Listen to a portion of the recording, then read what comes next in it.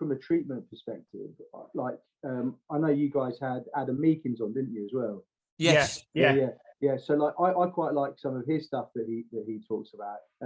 He's a maybe is he a disruptor, but he's very opinionated in his thought processes and evidence based. But I also like the way he talks about getting people away from all this like floor based, clams and all that kind of malarkey, and actually get the body to load, move it and load it. And actual fact, the body isn't made of glass.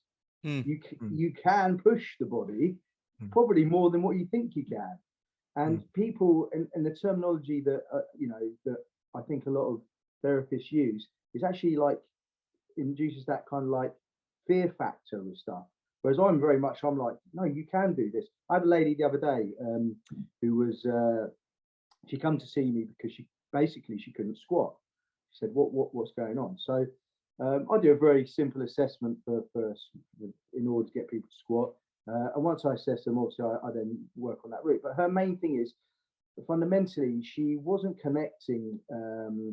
She wasn't able to stack her pelvis over her rib cage over her pelvis very well. So when she came up into the squat, it looked like she was all over the place. So I wanted to demonstrate to her that she's way stronger than what she actually was. And I got her into a kneeling position. So she's kneeling on the floor, one leg up, one leg behind. I said, now get up. And she did the archetypal, put the hands on the leg. Tried to, if she had something else around her, she'd have held on to something to pull herself up. But instead, she put her hand there, and she kind of body jerked up. I said, okay, look, let's do that again, right? And she's got into this kind of this process. That's how she gets up off the floor. I'm like, stack the rib cage over your pelvis, create some tension. Yeah, principle of movement, right? Tension, relaxation. Create some tension in your core. And then when you do it, keep that tension. Now push off. And she did it. She's like, wow.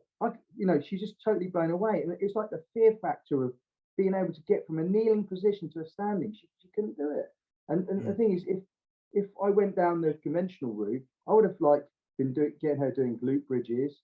We would have been doing probably some clam work. We've probably been doing some dead bugs. But she didn't need to do any of that. She just went straight into the movement. And it's a strange one sometimes. I mean, it's even like I once had a lady turn up who again, every time and I actually stole this from God, what's his name now? There's a physiotherapist, an Australian physiotherapist. The physio detective he's called. I can't think of his name now. He'll come back to me. And like this lady was like, every time I squat, I'm in pain. I went, okay, fine. Can I see you do a squat?